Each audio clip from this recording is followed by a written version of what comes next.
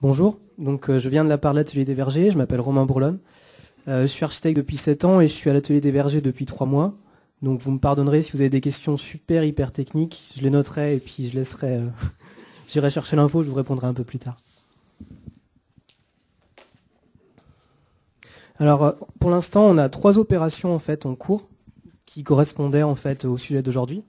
Donc on va vous présenter un peu les 3. Le premier, du coup, c'est l'immeuble de la Bâtie. Donc, c'est un immeuble qui est un petit peu en dessous de Moreno et qui a 44 logements en fait. Et le point commun de ces 3 chantiers, c'est qu'ils sont aussi en site occupé en fait. Donc, dans le cadre de la Bâtie, c'est un immeuble de logement en fait, de Métropole Habitat. Et on est avec donc, Projet D en architecte co-traitant. Et, puisqu'on va parler un peu d'entreprise, nous, c'était Martigna donc, qui nous a fait la partie au Saturbois en fait. Donc ça c'est des vues du bâtiment en fait tel qu'il était. Donc c'est un bâtiment en fait des années 50 qui est donc en R+5 en toiture terrasse et qui a une structure assez simple. Donc on a un nombre de logements qui est identique par niveau sauf au dernier où on a un logement unifié.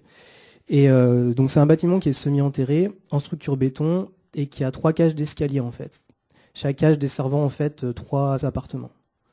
Et l'idée donc c'était de cette restructuration, c'était déjà de venir en fait rajouter un ascenseur, enfin 3 ascenseurs du coup puisqu'il n'y en avait pas, et puis du coup s'occuper de toute l'enveloppe puisque c'était un bâtiment qui était en béton et qui était très peu isolé. Il y avait des tentatives en fait de réaménagement un peu acrobatique. Il y a des cuisines très petites en fait, c'était des labos donc qui faisaient 3 mètres carrés et qui avaient été un petit peu isolés mais pas partout. On avait eu des flocages qui avaient été rajoutés et puis une partie des menuiseries qui avait été remplacée en PVC. Donc l'idée ça a été en fait de venir en fait s'occuper un peu de tout ça. On a fait donc un relevé un peu de l'existant à partir des plans de construction et puis on a construit donc une maquette BIM archi qui nous a permis en fait de voir un petit peu l'emplacement de toutes les structures, d'anticiper un petit peu tous les problèmes. Et cette maquette, on l'a complétée avec un relevé en fait fait par le thermicien, ce qui nous a permis en fait d'avoir une maquette BIM qui nous a permis de faire les calculs en fait et de simuler différents scénarios de réaménagement pour un petit peu intuiter quelle serait la performance sur laquelle on devrait se diriger en fait. Donc on avait la performance, le scénario 1 qui était la performance réglementaire. Et puis donc avec tous ces calculs, on a pu en déduire que le temps de retour brut le plus intéressant pour le projet, c'était de viser en fait un BBC rénovation en termes de performance. Et c'est ce qui permettait en fait le meilleur retour sur investissement. Du coup, donc en programme, je vous le disais, on a restructuré quelques logements. L'idée, c'était de remplacer les salles de bain, de faire une extension des cuisines, réhabiliter les fluides, donc créer des gaines et des colonnes de ventilation, de venir apporter une nouvelle enveloppe thermique, dont une partie en fait sur la façade sud qui est en ossature bois, avec remplacement des menuiseries extérieures. Sur la façade nord, on a fait une simple isolation par l'extérieur. Donc de mettre en place des ascenseurs, 3 ascenseurs, et de venir créer des nouveaux balcons avec des petits bouts de cellier, et de faire aussi une restructuration des communs, remplacer les portes palières et refaire le contrôle d'accès. Et donc c'était à faire en site occupé en fait. Donc du coup l'idée ça a été de concevoir un petit peu cette réhabilitation pour limiter les nuisances qui allaient être faites sur les locataires. Donc là on voit un peu une coupe de principe. Donc ça c'est la coupe d'état des lieux. L'idée c'est de venir poser en fait, donc en partie courante, un nouveau manteau bois avec aussi la menuiserie. Et du coup ensuite, on viendrait, une fois que ça c'est terminé, on vient déposer les châssis existants par l'intérieur. Ce qui fait qu'on limite beaucoup l'intervention dans les logements. Et que l'idée donc c'était de pouvoir accélérer un petit peu le chantier, de faire ça par étapes et de limiter tout ce qui était problème, intervention des entreprises, parce que c'est des logements qui sont très petits, donc c'était très compliqué de demander aux gens de déplacer leurs affaires, puisqu'ils n'avaient pas d'endroit forcément où les mettre. Donc ça, c'était la coupe de principe. Et puis on voit bien que à mettre en place, c'est pas facile, parce qu'il y a une partie, donc on voit là, il y a des séchoirs, donc il y a une partie un peu en treillis qui est un petit peu en bois, un petit peu en béton. On a des balcons, et on a aussi une allège de fenêtres qui était donc en glasal, donc amiantée. Donc venir mettre en place il a fallu en fait adapter un petit peu notre projet. Et on s'est dit en plus, tant qu'à faire, on va profiter pour redonner un petit peu de l'espace aux cuisines. Donc en fait, on a intériorisé le volume des balcons dans l'immeuble, ce qui a permis de faire passer la surface des cuisines de 3 mètres carrés à 6,5. Donc on doublait en fait la surface des cuisines. Et on a venu ensuite rajouter une structure pour redonner un balcon. Donc en structure, une ossature indépendante qui vient par devant en fait, la façade existante. Donc ça, on voit, ça c'est un plan en fait de l'état des lieux. Et ensuite, là c'est la partie projet. Donc ça en fait c'était le balcon existant. Donc on vient recouvrir en fait ça avec notre nouveau mur manteau en bois. Et puis par-dessus, par devant, on vient rajouter en fait une ossature en galvanisé avec un platelage bois qui vient faire la terrasse. Donc ça c'est une vue donc de l'état avant le chantier. Donc on a d'abord en fait fait un étayage et puis un sciage des balcons. Donc ça a pris une quinzaine de jours. Et puis ensuite on a fait, donc là on voit encore un petit en cours de chantier. Donc là on voit après que les balcons aient été déposés. Et donc aussi là c'était la partie séchoir en fait. Donc les balcons étaient à cet endroit, on a scié tous les balcons sur toute la hauteur. Et ici on a démoli en fait la partie séchoir. Et donc on voit, ça c'est l'espace qui va être redonné en fait à la cuisine. Et après le balcon va venir par devant.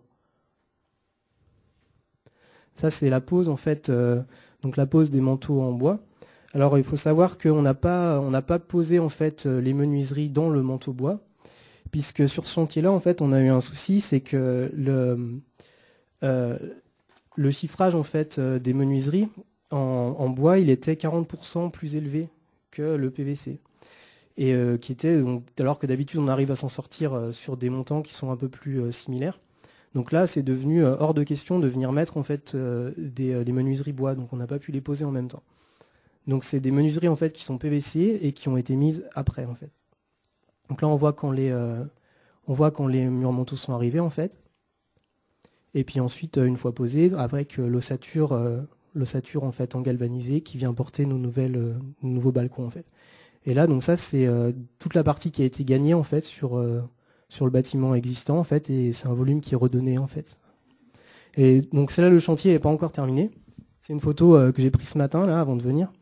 Et donc il va rester en fait ici une partie, on voit d'ailleurs sur la perce du permis, on voit ici qu'il y aura une partie en fait de bardage en fait orange qui va venir pour venir un petit peu privatiser ces balcons là et puis faire des rangements extérieurs en fait, des celliers en fait sur les terrasses puisque les terrasses sont assez grandes. Et du coup ben voilà le fait d'avoir utilisé du bois, ça nous a permis de remodeler en fait cette façade et puis de lui redonner en fait un caractère un peu plus contemporain. Voilà nos raisons en fait qui nous ont poussé à choisir du bois. On était sur un support architectural assez complexe. Donc on a bien vu qu'il y avait des nus différents, que le bâtiment était un petit peu creusé. Donc ça nous a permis en fait de venir apporter une isolation par l'extérieur assez facilement. On a choisi le bois aussi parce que comme tout était préfabriqué, ça nous a permis de limiter un peu la durée du chantier et surtout la durée de nuisance pour les habitants. De fait de venir recouvrir aussi toute la façade, on limitait tous les soucis, on limitait en fait les problèmes de bond thermique qu'on aurait pu avoir au nez des dalles en fait des balcons existants qu'on a sciés. Et puis aussi on avait donc une structure un peu plus légère qui nous limitait les descentes de charge qu'on reprenait sur l'existant. Et sur cette opération-là, donc je vous en ai déjà parlé, on s'est un peu listé les points qu'on essaierait d'améliorer pour l'opération d'après. Donc le gros point, c'était un peu la pose des menuiseries. Parce que là, ça nous aurait permis de gagner en fait encore plus de temps et surtout de la qualité de mise en œuvre et de limiter les interventions. Et puis le deuxième, ça aurait été de faire un relevé laser de la façade, puisque quand on est arrivé pour poser les murs manteaux bois, on s'est rendu compte qu'il y avait 8 cm d'aplomb entre le haut et le bas. Donc il a fallu recaler les murs manteaux et c'était pas évident. Je vais vous parler maintenant d'une autre opération, donc c'est le bâtiment 60. C'est un bâtiment de bureau en fait de 4000 m² qui est sur Saint-Chamond, celui-là. Et l'idée donc c'était de venir réhabiliter en fait ces bureaux et la maison du projet. Et c'est aussi donc des bureaux qui sont loués en fait donc par Cap Métropole. Donc c'est aussi du site occupé. Alors là, c'est une coupe, un petit peu le détail comme on l'avait imaginé. Donc c'est un bâtiment qui est des années 60, donc qui est une façade qui est très répétitive et qui a été aussi préfabriquée et puis donc posée comme ça. Et du coup, les panneaux en fait de façade sont très légers.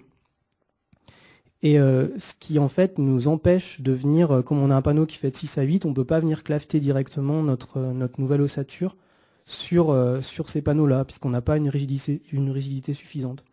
Donc l'idée, ça a été de faire une structure en fait qui venait se porter là où il y avait plus de matière, donc par le bas du bâtiment et par le haut.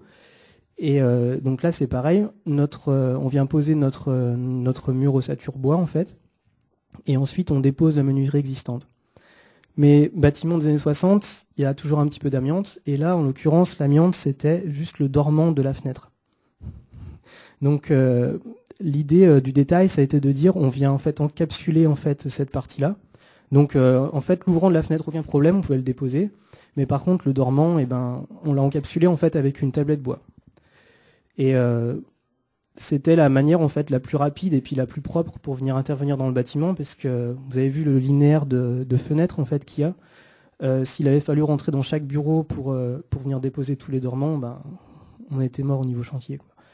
Et ça, c'est la coupe comme on l'a en fait mise en place. Donc on voit qu'il y a des planchers en fait, des planchers caissons en fait béton. Et puis comme je vous disais, cet élément, donc la lèche basse en fait de la fenêtre où on pouvait rien porter du coup. Donc nous, notre mur en fait, il vient se prendre en fait en bas. Donc on a mis des corbeaux en fait métalliques en pied de façade pour venir porter nos ossatures. Et puis ensuite, ça remonte donc jusqu'à venir couvrir l'acrotère. Et du coup, cette solution-là, en fait, nous a permis de régler tous les petits soucis qu'on pouvait avoir en pied et en tête, puisqu'on venait vraiment se poser devant en fait la façade existante. Et on peut le voir aussi, c'est que ça nous a permis de recomposer complètement la façade, puisque avant, en fait, c'est un bâtiment, ces bâtiments préfabriqués en général, on se rend compte qu'on a beaucoup de linéaire qui est vitré en fait. Et puis on a un bâtiment en fait qui est dessiné en ligne horizontale. On peut le voir sur la coupe, puis on le voit bien sur la façade. C'est-à-dire qu'on a ces fenêtres bandeaux en fait qui filent tout le long du bâtiment. Et donc on voit en fait, on a une façade qui est très très linéaire. C'est la façade existante. Et nous, la manière de venir, le bois nous a permis en fait de venir recomposer complètement cette façade. Donc d'une lecture qu'on avait qui était très horizontale, on est passé sur une lecture qui était verticale. On a fait ça parce qu'on a posé en fait un châssis qui a une traverse basse et l'allège de la fenêtre en fait c'est une allège pleine. Et du coup ça permet de donner une lecture en fait, ça c'était le bâtiment avant et puis ça c'est la perce. Ça redonne une lecture en fait complètement différente du bâtiment.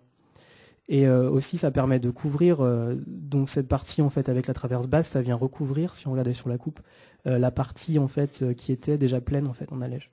Voilà. Et puis là on voit du coup les petits caissons qu'on a fait qui viennent reprendre, qui viennent cacher en fait notre dormant.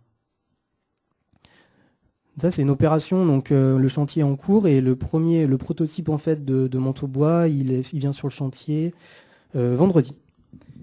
Et là en entreprise, donc c'est Lignatech qui faisait l'ossature bois. Et là on avait donc amélioré un petit peu notre concept de travail. C'est que au niveau de l'appel d'offres, on avait imposé en fait que le menuisier et le charpentier travaillent ensemble pour pouvoir venir poser, pour que justement le menuisier pose ses fenêtres dans les manteaux, dans les ossatures bois. Ce qui fait qu'on peut venir poser tout le mur en même temps. Et ce qui nous gagnait du temps sur l'opération qu'on a vue d'avant. Et aussi, il y a eu une autre chose qu'on a faite pour justement, on a fait faire un relevé laser en fait. Donc c'est l'entreprise Lignatech qui a fait un relevé laser de la façade, ce qui nous a permis de voir que là on aurait moins de soucis d'aplomb et on a pu anticiper en fait ces problèmes-là. Et je vais vous parler d'une troisième opération qu'on a aussi en cours et qui est aussi ensuite occupée. C'est le siège social de Loire Habitat, donc qui est à Saint-Étienne, qui est au-dessus, qui est vers Gachet-Jacquard. Et donc alors là, ce qui se passe, c'est qu'il y a un bâtiment, c'est aussi des années 60, et qui était très très compact. Et là, c'est un appel d'offres en fait qui a été lancé, Défibat ça s'appelait, qui était lancé par l'ADEME. Et donc l'idée c'était de réduire au maximum les consommations dans ce bâtiment. Donc là, on a divisé, enfin, le projet est de diviser par 4, puisque donc c'est un chantier qui est pas encore terminé, donc on n'a pas encore les retours là-dessus. Mais l'idée, c'est de diviser par 4, ce qui n'est pas quelque chose de complètement délirant. On arrive des fois à diviser par 10, mais là, on a un bâtiment qui est déjà très très compact en fait. Donc déjà, diviser par 4, ça devenait compliqué. Je parle consommation de chauffage, bien sûr. Et là, donc, on vient rajouter en fait 22 cm d'isolant. Et c'est le même principe en fait. Donc on a une ossature qui vient être rapportée. Et là, on a des châssis en fait qui sont en bois alu. Alors là, il ne va pas être possible, on peut le voir un peu, donc c'est en cours, hein.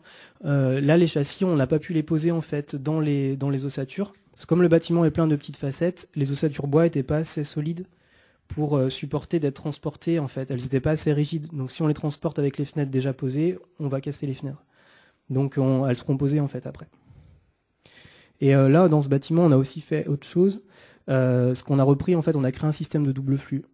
Donc on a utilisé, en fait, on a créé une seule colonne dans les parties communes, puisqu'on avait déjà une ventilation simple flux qui existait dans le bâtiment. Et donc on a inversé la ventilation simple flux, on est venu souffler en fait dans les bureaux, puisqu'il y avait déjà une ventilation qui arrivait dans chaque bureau. Et puis dans la nouvelle colonne qu'on a créée, on vient faire la reprise en fait. Voilà. Ben, merci à vous.